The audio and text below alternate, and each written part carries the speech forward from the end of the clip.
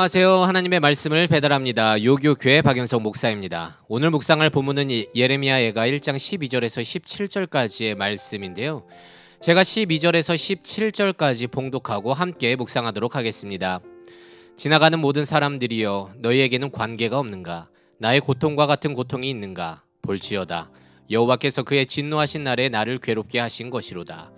높은 곳에서 나의 골수를 불에 보내어 이기게 하시고 내 발 앞에 그물을 치사 나로 물러가게 하셨으며 종일토록 나를 피곤하게 하여 황폐하게 하셨도다. 내 죄악의 멍에를 그의 손으로 묶고 얽어 내 목에 올리사 내 힘을 피곤하게 하셨으며 내가 감당할 수 없는 자의 손에 주께서 나를 넘기셨도다. 주께서 내 영토한 나의 모든 용사들을 없는 것 같이 여기시고 성회를 모아 내 청년들을 부수시며 처녀딸 유다를 내 주께서 슬틀에 밟으셨도다. 이로 말미암아 내가 우니 내 눈에 눈물이 물같이 흘러내리며 나를 위로하여 내 생명을 회복시켜 줄 자가 멀리 떠났음이로다. 원수들이 이김에 내 자녀들이 외롭도다. 시온이 두 손을 폈으나 그를 위로할 자가 없도다.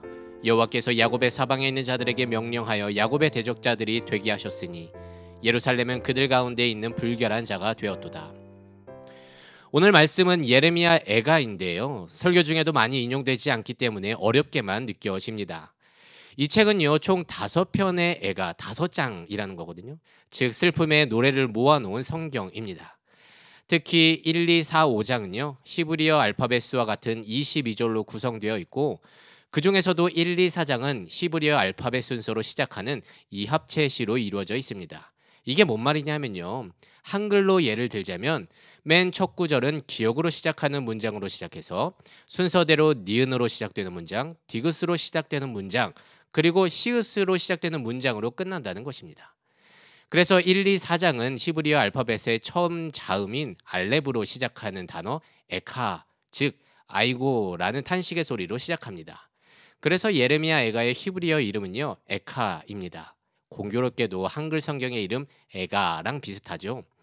근데 왜 에카, 아이고라고 탄식하고 있냐 하면 본 성경은 하나님의 도성으로 불리던 유다가 바벨론에 의해 망하면서 예루살렘이 함락되고 그 안에 성전은 불타버렸으며 수많은 주의 백성들은 약속의 땅에서 추방되었기 때문입니다.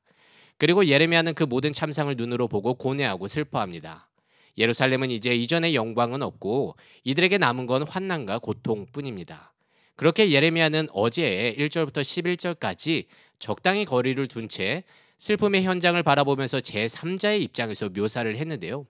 오늘부터는 지금의 아픔을 자기의 문제처럼 자기의 입장에서 바라보기 시작합니다. 12절입니다. 지나가는 모든 사람들이여 너희에게는 관계가 없는가? 나의 고통과 같은 고통이 있는가? 볼지어다.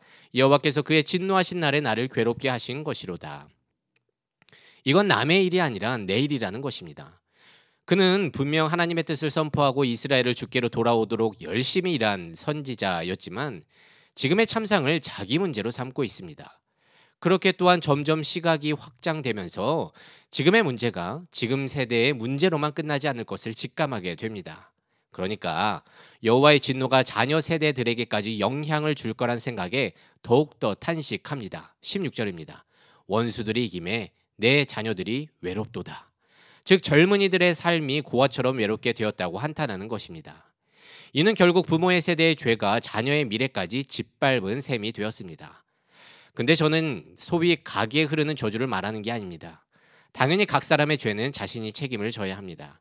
하지만 지금 예루살렘처럼 백성들이 여호와를 거역한 죄가 자녀들에게까지 전염병처럼 번져나가듯 주변에 큰 상처를 남겼다는 것입니다.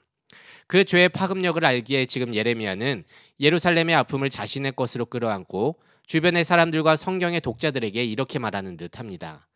우리 때문에 후대가 힘들어졌는데 이건 분명 우리의 잘못이다. 후대의 것은 우리의 잘못이다. 우리의 죄 때문이다. 너희는 관계없다고 생각하느냐? 예루살렘은 어느 한 사람의 문제로 이렇게 무너진 것이 아니다라는 거예요.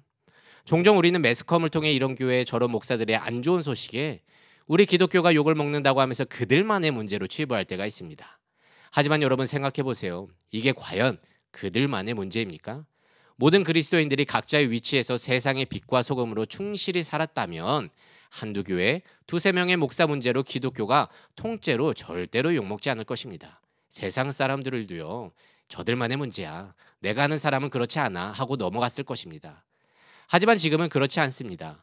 우리 모두가 각자의 곳에서 잘 살아내지 못했기 때문에 그들이 우리를 싸잡아서 욕하는 것입니다.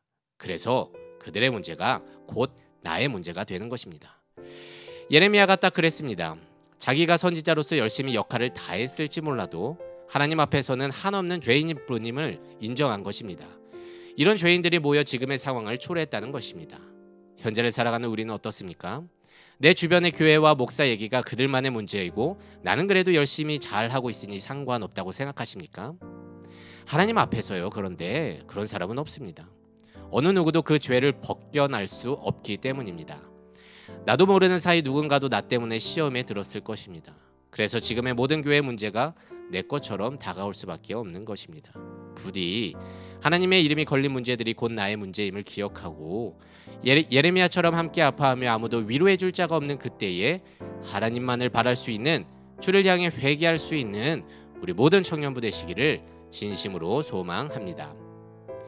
오늘 말씀을 묵상하면서 내 삶에 적용하기를 원합니다. 첫 번째, 내 주변에 하나님의 이름이 걸린 문제들이 있는지 한번 돌아보시고 혹시 있다면 그것을 나의 문제로 여기고 각자의 자리에서 하나님께 회개를 올려 드립시다.